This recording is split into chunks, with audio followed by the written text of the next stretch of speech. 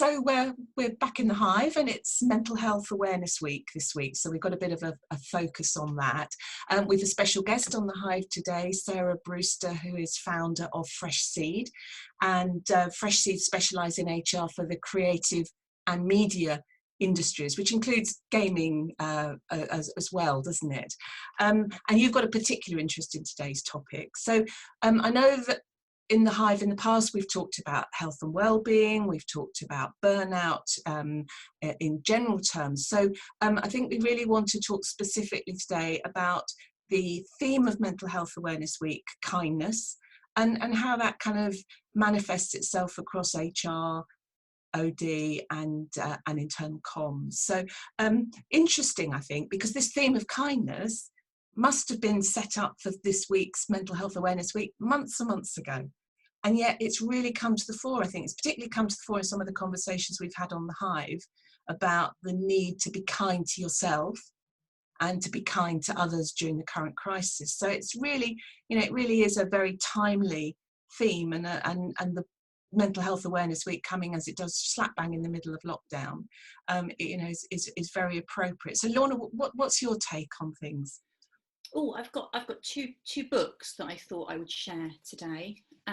So I think, in response to what you were just saying, I do think it's a great moment for kindness. We've got a real moment to recognise the value of it. Mm-hmm. My personal belief is it's just always been a universal truth that humans are built and thrive better in a kind environment. Yeah. So the first book rec I've got, if you can see that, is by a guy called Paul Gilbert. It's called The Compassionate Mind. It is quite thick. You can see I've folded over loads of pages because I use it a lot in my coaching, and I used it in my coaching training. And it's the science behind self-compassion and compassion generally. Lots of his principles have been used in things like the compassion in politics movement. I would love to see a compassion in workplaces movement as well. Wouldn't that be amazing? Compassion is a really important word, isn't it? And he describes compassion, by the way, as kindness plus courage.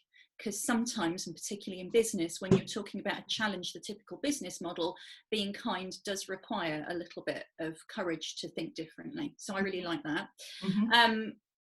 And this is the 5 side effects of kindness. I picked this up in the airport. It's one of those kind of buy one, get one free books, but it's a really easy read. It's not quite as thick as Paul Gilbert's.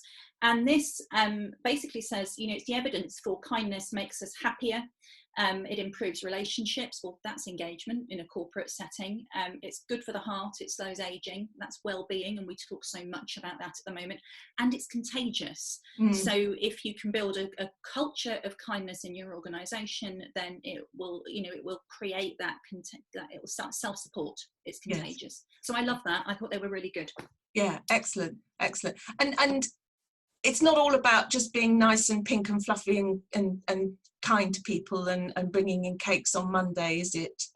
It's a much tougher environment than that, isn't it, Sarah? Absolutely. And I think what's really important to remember that kindness, particularly in the business sense, is not about just checking out how someone is, but it's about thinking about how that manifests throughout everything that you do, all your operations. So taking a step back and asking yourself, is kindness happening within your policies, within the conversations that you're having? Are you having powerful, positive conversations that make a difference to someone? Or are you dismissing them because you haven't got time for it? And unfortunately, in dismissing someone because you haven't got time, it can make the impact on that is a negative chain. Mm-hmm. And actually, in these times, it's more important that you listen and that you reach out, and that you take those times, because that's that engagement piece. That's making sure that you're connecting to people and you're still having those conversations so people still feel that they're valued, and understanding where it fits. And I think it fits in everything. I think it fits from a transactional point of view. It fits in those conversations, and it fits in your policies, and it fits in your operations. But from a human point of view, if somebody says to you, "How is it today?" you're going to feel so much more valued. Do you think that what we're going through at the moment with the whole sort of COVID thing is going to have staying power? You know, are we just going to be thinking Mental Health Awareness Week, kindness, COVID? Once this is all done and dusted, we can pop that back in the drawer and forget about it. What's your view on that, Lorna? I think there's two sides to this. So the neuroscience would tell you that when you are fearful or angry or in stress response, it's really hard to feel kindness and compassion towards other people. It will also tell you, by the way, that it's really hard to be creative and innovative and have engagement. So there's a real business reason why you don't want people to be sitting in stress response, but we are a lot at the moment. And we were just talking before we came on air about the amount of angry social media posting that there is at the moment, and how natural that is, but unhelpful both for the individual and the wider world. So I think that if you can move people into that place of feeling self-compassion and compassion towards others, you're just naturally going to put them in a space where they're more productive, more able to contribute, more motivated, more engaged in corporate speak. Was that answering your question? Yeah, I think so. And Sarah, if we were to sort of say one thing we would want people to take away from this and retain in the workplace in the future, I mean, particularly in the sectors in which you specialise, what would it be? I think in our sector there is a lot of touch points with people. There is a lot of conversation. There is a lot of caring and consideration, but there's also that movement to get the job done and perhaps levels of aggression or levels of power that it plays out in. And I think what's important to reflect on is the opposite of power is compassion, really, in that sense. And actually being compassionate is still powerful.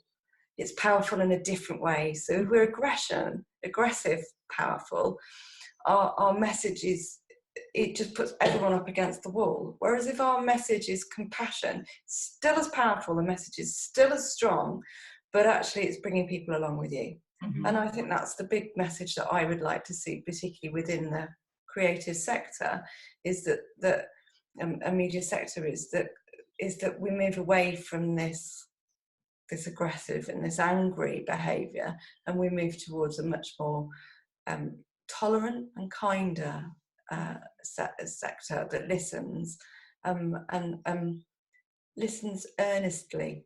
I think is my message for that. Yeah, I mean, I've worked have spent the last sort of 30 years of my professional life working in sort of media and creative industries, and it's fairly testosterone fueled, which at times can become pretty angry, aggressive place, quite physical, quite, you know, sort of things thrown across boardroom tables and that kind of thing. But I guess generally those are good lessons for the general corporate world as well, aren't they, Lorna? Not throwing things across boardroom tables. I mean, I was just reflecting. I've worked in a few creative. I started my career in media, and I've been a head of HR for a marketing agency, so I recognise what you're saying. And I've also worked in lots of other very testosterone-fueled environments. And I think lots of organisations are cortisol factories in that respect. It kind of breeds itself. I really love that kind of call to arms. And I was thinking it's time for another Jacinda Ardern name check, isn't it, when you talk about that compassionate leadership versus the chest-beating leadership. And it's so powerful and so effective.